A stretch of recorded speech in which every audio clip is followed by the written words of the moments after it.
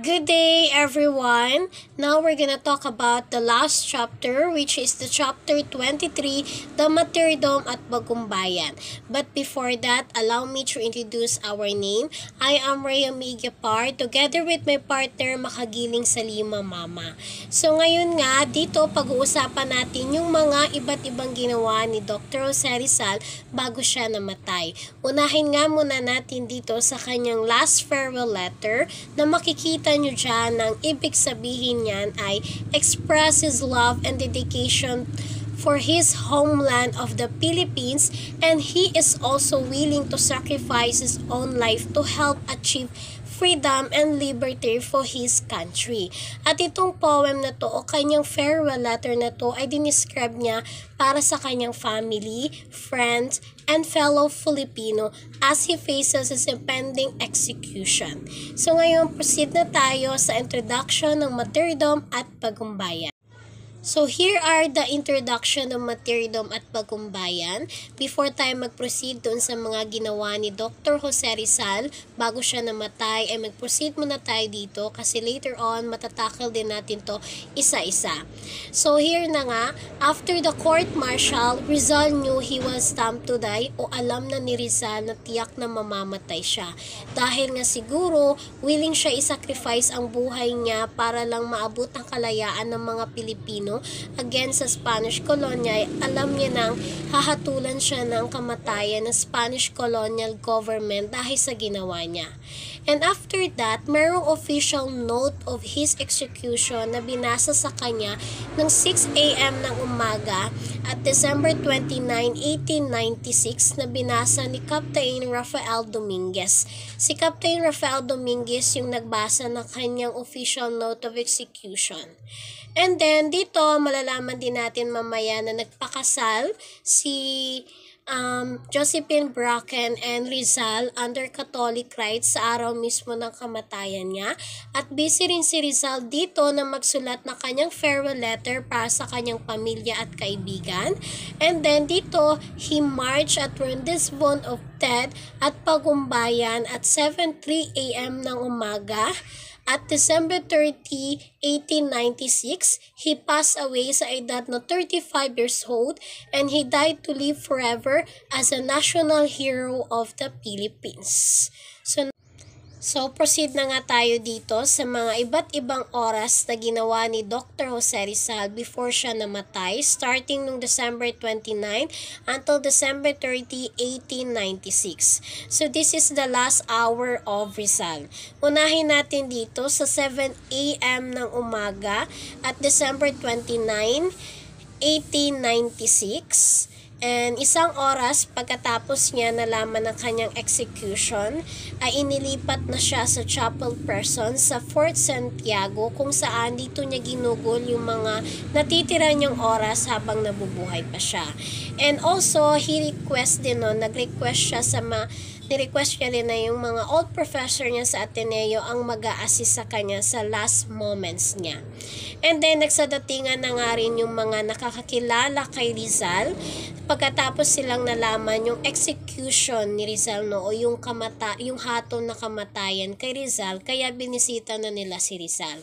Ang unang bisita ni Rizal ay si Mr. Miguel Sadera Mata, the rector of the Ateneo Municipal, and si Father Luis Visa. Those are Jesuit teacher.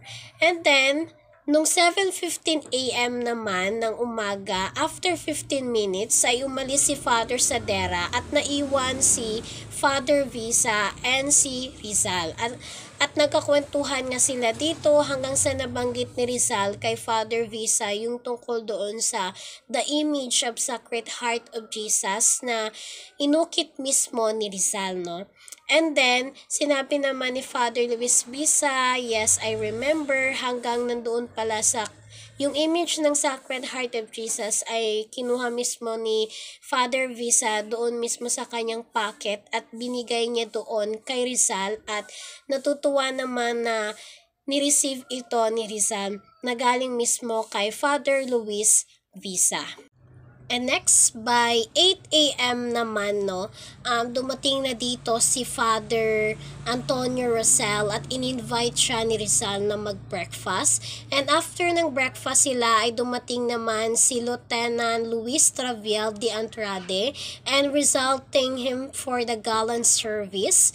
And then by 9 a.m. naman ay dumating naman si Father Federico Faura at nagkakwentuhan nga sila ni Rizal dito hanggang sa nabanggit ni Rizal yung prophecy ni Father Federico Faura na minsan na ring nagpayo kay Rizal or may nasabi kay Rizal na tungkol doon sa prophecy na mabupukutan or mawawala ng ulo si Rizal dahil sa sinulat niyang Noli, which is yung Noli Me Tangere. At nagkatotoo nga at sinabi rin ni Rizal dito na isa ka ngang propeta, Father Federico Faura, dahil nagkatotoo ang iyong sinabi. And then by 10 a.m. naman ay dumating si Father Jose Villaclara, teacher ni Rizal sa Ateneo, at kasama dito si Vicente Balaguer. And then binisita nila si Rizal at sumunod naman dito si Santiago Mantaix, isang journalist, at in-interview si Rizal for the newspaper of El Heraldo de Madrid. So maraming nangyari dito, maraming pumunta simula nung nalaman nila yung balita na hahatulan ng kamatayan si Rizal, kaya binisita na sila si Rizal para magkaroon ng huling moment na kasama si Rizal. And then, nung 12 noon naman, iniwan ni Father Villaclara at Father Balaguer si Rizal na mag-isa. Mag-isa na si Rizal dito at kumain siya ng lunch niya at he continued to write his farewell poem, which is yung Ultimos Adios, hanggang nung 3:30 p.m. At patagong nagsusulat si Rizal dito kapag walang nakabantay sa kanyang guard or walang bumibisita sa kanya. Itong Ultimos Adios, ito naman yung sinusulat niya o yung kanyang farewell na pamamaalam sa kanyang pinakamamahal na bansa and also para sa family niya at kaibigan niya. During by 3:30 p.m. ay bumalik si Father Balaguer sa Fort Santiago at kinausap si Rizal tungkol sa religious matter and refused the abjure masonry, para kasi dito pinapabawi lahat ng mga sinabi ni Rizal na baka sakaling hindi matuloy ang kanyang execution or death sentence. Kaya nga lang tinuloy na ni Rizal, no, buo na ang kanyang desisyon at yun na yung kanyang pahayag na tulungan ng mga Pilipino na tumayo sa kanilang mga paa, kaya tinuloy ni Rizal. And by 4:30 p.m. naman, dumating na ang kanyang ina na si Teodora Alonso at they had a very emotional encounter. As a mother naman, magiging malungkot ka kapag nabalitaan mong hahatulan na ng kamatayan ng iyong ina. At dito rin ay hinalika ni Rizal ang kamay ng kanyang ina at lumuhod siya at nagmamakaawa na patawarin siya. At dito nga sa pag-uusap nila ay kasama na ang pamamaalam ni Rizal sa kanyang ina. At pagkatapos ng kanilang pag-uusap ay pumasok na rin ang kapatid ni Rizal na si Trinidad at merong binigay si Rizal na yung alcohol cooking stove na may lamang farewell poem dito kay Trinidad na which give to Paz Padro de Tavera to Rizal. And then, dito sinabi ni Rizal kay Trinidad na there's something no? English ng pagkasabi niya at naintindihan naman ito ni Trinidad dahil tinuruan siya ni Rizal na makaintindi ng English. At after ngayon, lumabas na rin si Trinidad at dumating naman si Father Villaclara kasama si March or si Estanislo March kasama si Father Rosel. At 6 a.m. naman, dumating naman ang another visitor ni Dr. Zerzal na si Don Salvino Lopez Tonyon, the Dean of Manila Cathedral. Binisita niya si Rizal. And that time naman yun, umalis na rin sila Father Balaguer, March, and Father Villaclara. At nung 8 p.m. naman, si Father Balaguer came with Father Visa. They conversed with Rizal about religious matter. And after that, dumating naman ang another bisita ni Rizal na si Fiscal Gaspar Castaño. binisita niya si Rizal at nag-usap sila at naging maganda rin yung pag-uusap nila at maganda rin yung impression ni Fiscal about kay Rizal. And after that, nung 10 p.m., the 9th of December 29, may dumating na retraction letter doon kay Rizal na sinend ni Archbishop Bernardo Nozaleda. Parang meron siyang inendang letter kay Rizal na ito yung parang pinapabawi lahat ng mga sinasabi ni Rizal about sa Spanish people na nagpapakasakali na magbago yung sistensya sa kanya. Pero nireject ito ni Rizal kasi daw sobrang haba at alam na rin ni Rizal na tatanggapin niyang or hahayaan niya na yung nakatakdang hatol sa kanya. Kaya hinayaan niya at nireject niya yung retraction letter ni Archbishop kasi daw sa sobrang haba. And then, meron namang pinakita si Father Balaguer na another drop of letter or retraction letter na galing kay Father PUP, the Superior of Jesuit Mission in the Philippines. Nagustuhan naman ni Rizal pero meron lang siyang mga binago doon. At nung 11:30 p.m. naman, Rizal wrote and signed the retraction letter and which he abjured the Masonry. At na-witness ito ni Juan del Fresno, the Chief of Guardatas, and si Eloy Moore, the adjutant of Plaza. And then after niyang napermahan yung retraction letter, nag-confess siya kay Father Villaclara. Itong confess na to na sinasabi ko, ito yung sasabihin mo lahat ng mga kasalanan mo o yung mga nararamdaman mo. Ganun ang ginawa ni Dr. Jose Rizal. Nag-confess siya kay Father Villaclara and after that, nagpahinga na rin si Rizal. And then, nung the next morning, December 30, 1896, ito na ang last day of Rizal.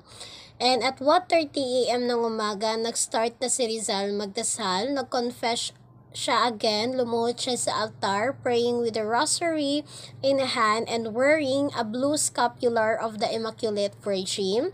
At binasa niya ang Acts of Faith, Hope, and Charity from the Spanish prayer book entitled Acceptation de la Muerte and signed the page 49 at the end of the Act of Charity. Then, nag-confess siya ulit kay Father Villaclara for the third time. Humingi siya ulit ng patawad o sinabi niya yung iba niya pang kasalanan. And after niya mag-confess, nagbasa siya ulit ng Thomas Kempis Imitation de Cristo. At 3:30 a.m., narinig ni Rizal yung misa sa labas sa kanyang selda at nag-confess siya ulit and this is the fourth time he confessed and received a communion. At 5 a.m. naman, dito na yung last breakfast niya. Pagkatapos sa kanyang almusal, he autographed some religious pictures and books which were his last souvenir para sa kanyang ina at mga kapatid na sila Josefa and Trinidad. And sinamahan naman ni Narcisa si Josephine na makarating doon sa First Santiago dahil magpapakasal sila ni Rizal. And noong 5 a.m. ng umaga, the day of death sentence of Rizal, dahil ni-request ito ni Rizal at pinakasal nga ito ni Father Balaguer at binigyan naman ni Rizal si Josephine ng regalo na libro ng Imitation de Cristo which he autographed for his wife. May nakasulat nga doon sa regalo ni Rizal para kay Josephine, which he autographed na nabanggit ko kanina, na may nakasulat na, "To my dear and unhappy wife, Josephine, December 30, 1896, Jose Rizal." So, yan nakikita nyo dyan, yan yung nakasulat nung regalo ni Rizal para kay Josephine na after nilang nagpakasal. And by 6 a.m. naman, ready na si Rizal dito, ready na siya sa kanyang kamatayan sa Bagumbayan Field or mas kilala natin ngayon na Luneta. And at 7 a.m. naman ng inutos na oras ni Governor Poleveja.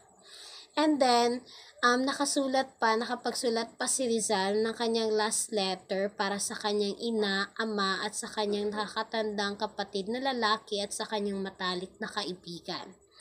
At nasulat niya ito noong 6 a.m. ng umaga sa December 30 na 1896, no? Sa araw din ng kanyang kamatayan, no? Sa kanyang last hour ay nakapagsulat pa siya para sa kanyang ina, ama, at sa kanyang matalik na kaibigan at sa kanyang nakakatandang kapatid na lalaki. So, isa-isahin natin dito yung kanyang last letter, no?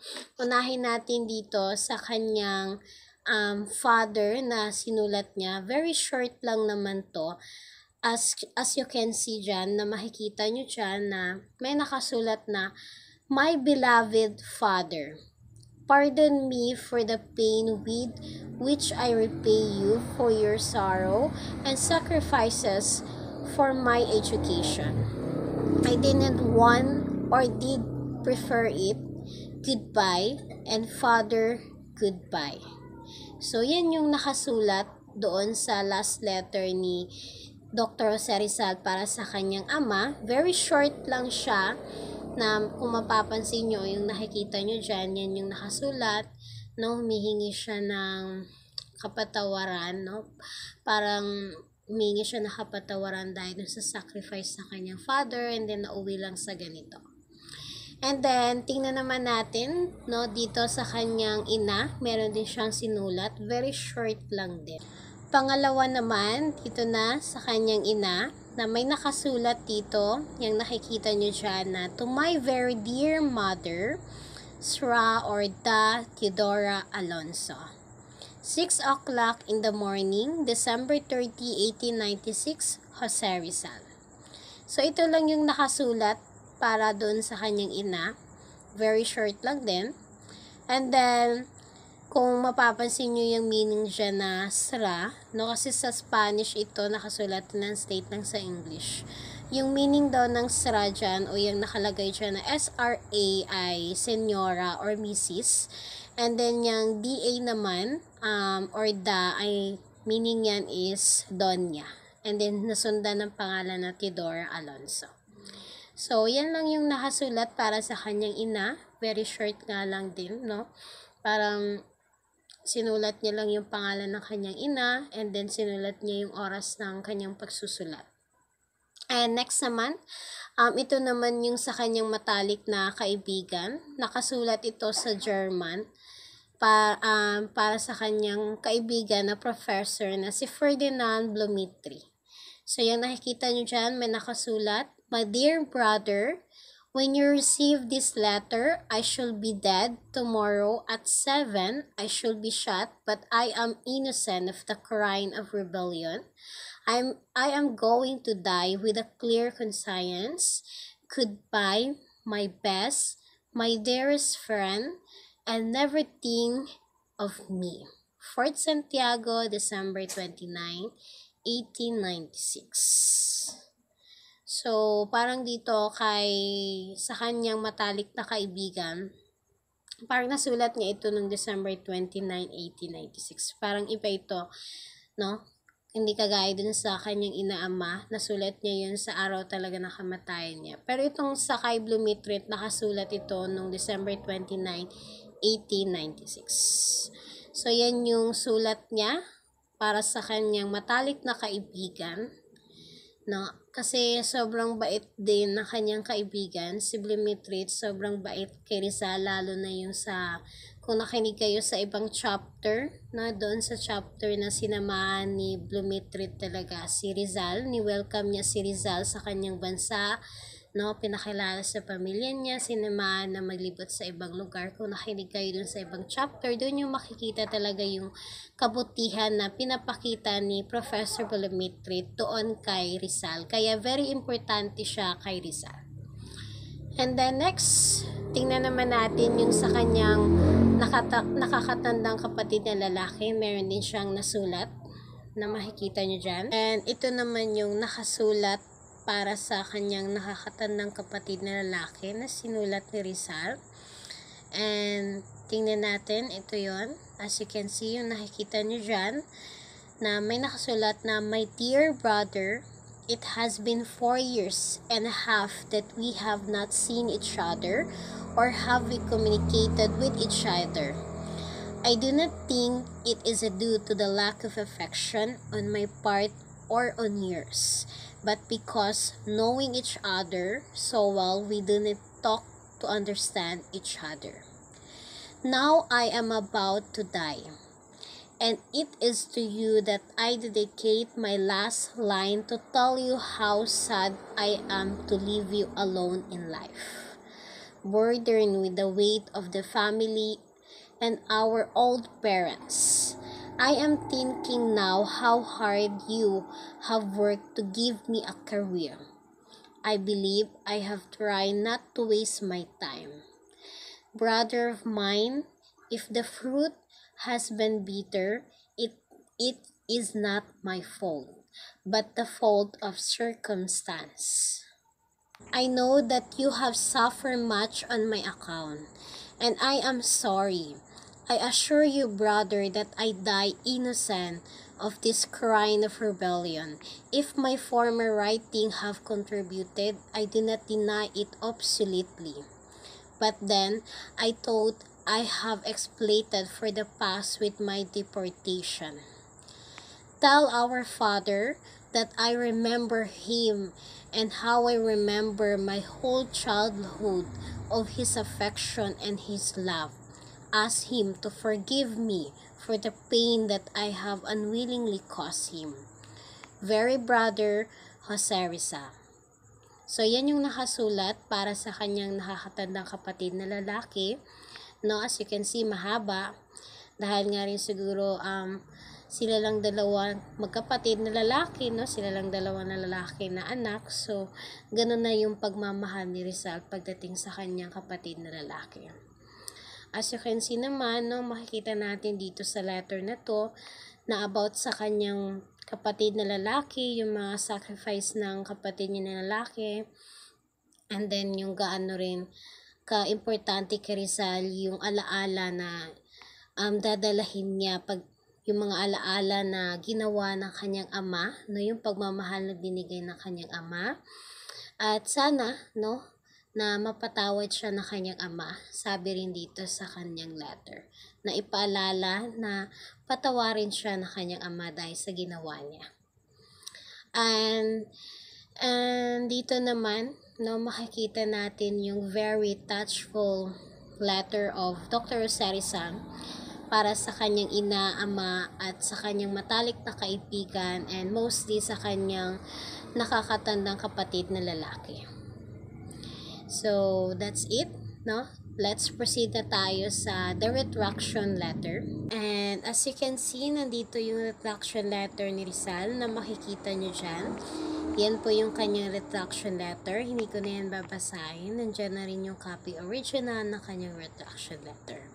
And then, nasabi dito na dapat maunawaan na ang binawi ni Rizal ay ang kanyang mga pagkakamali sa relihiyon at mga pag-atake laban sa simbahan, hindi ang kanyang paniniwala sa politika. And nasabi rin dito na ang simbahan daw sa katotohanan ay nababahala lamang sa espiritual na kapakanan ng isang tao or kapakanan ng tao. And then, pinipili rin daw or pinipili ng bawat Katoliko ang kanyang pilosopiyang pampolitika.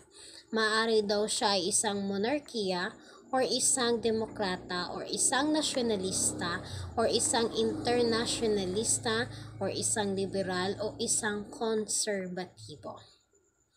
At nasabi rin dito na dun sa retraction ni Rizal, ang pagbawi daw ni Rizal ay hindi nakaka-epekto sa kanyang pagkatao bilang isang bayani. At hindi rin dito hindi rin dito na pinawawalang bisa ang kanyang mga pananaw sa kalayaan o sa politika at kapakanang panlipunan. Gaya ng ipinahayag niya sa kanyang mga sinulat lalo na doon sa Noli at Feli. Catholicism at patriotism daw ay magkaugnay or co-hand together. Itinuturo ng simbahan din daw ang pag-ibig sa bayan, gayon din ang pag-ibig sa Diyos, dahil ang dalawang pag-ibig na ito ay maka-Diyos na mga katangian. Ganito rin daw ang sabi ng Holy Father Pope Leo about dun sa itinuro ng mga simbahan. And by retracting his religion error and returning the fold of Catholicism, si Rizal daw ay lumitaw na isang mas dakilang tao. Kasi daw, kailangan ng tunay na moral na tapang para makilala ng sino mang tao ang kanyang mga pagkakamali at itama ang maling nagawa niya. Tulad niya, ginaya rin ito na kagaya daw ng mga pangmagalingang mga Pilipino na kabilang dito daw sila sina Antonio Luna, Juan Luna at Isabelo de los Reyes at Manuel L. Quezon. Gaya daw nila Manuel Quezon ay nag-retraction din sila letter na kagaya ni Dr. Rizal. It's a strange, pero totoo daw na ang mga ilang mga masons sa kanilang mga araw ng kalusugan at kapangyarihan or their health and power ay nakaugalian na nilang maging mapait sa kanilang mga pag-atake laban sa simbahan. Ngunit pagdating sa kamatayan naman, tinatalikuran nila ang mga masonry upang mamatay bilang mga Katoliko. Sa kabilang banda, wala pang mga Katoliko na tumatanggi sa Katolisismo or Catholicism sa kanyang namamatay na sandali upang mamatay bilang isang Masons. So ito, retraction letter ni Dr. Rizal, ito yung mga nasabi or ito yung mga paninawala tungkol about sa retraction ni Rizal. Ito yung mga opinion. And naging controversial din itong retraction letter ni Rizal kasi some of people na fake daw yung retraction letter ni Rizal. Kasi ang ibig sabihin kasi ng retraction letter dito yung binapabawi lahat ng mga sinabi ni Rizal against sa mga Spanish people. Lalo na doon sa Noli, marami kasing ayaw doon sa mga nasulat ni Dr. Rizal kaya pinapabawi. And then marami rin nagsasabi na hindi gawa ni Rizal ito ang retraction letter or fake. Kaya naging controversial ang kanyang retraction letter. Now, proceed na tayo sa the day of Rizal, sa kanyang march at the Bagumbayan. Next, ito na kanyang dead march to Bagumbayan, at 6:30 a.m. December 30, 1896. At trumpet sounded at Fort Santiago, isang signal na nagsisimula na ang dead march to Bagumbayan. And si Rizal walked calmly with his defense counsel na si Lieutenant Traviel de Andrade at sa side naman niya ay may dalawang Jesuit priest na si March and Villaclara at sinamahan ng maraming guard sa tabi niya, sa mga tabi ni Rizal. And si Rizal nakasuot daw ng elegant na black suit, black shoes, and black necktie, and black hat, and white vest. And yung arms niya nakatali sa likod, elbow to elbow. Isipin nyo, mahigpit yung pagkakatali, hindi talaga basta-basta makakatakas. And ang kanyang right arm naman, daggle a small black rosary, at marami din nanood na march or the death sentence of Rizal, lining from Fort Santiago to Bagumbayan. So maraming nakasaksi, maraming nanood doon sa araw ng kamatayan ni Dr. Jose Rizal. And that's it, my part of this, about the last hour of Rizal until sa Bagumbayan, March of Bagumbayan. And then, ipapatuloy na ito ng aking partner na si Makagiling Salima Mama. Then, thank you.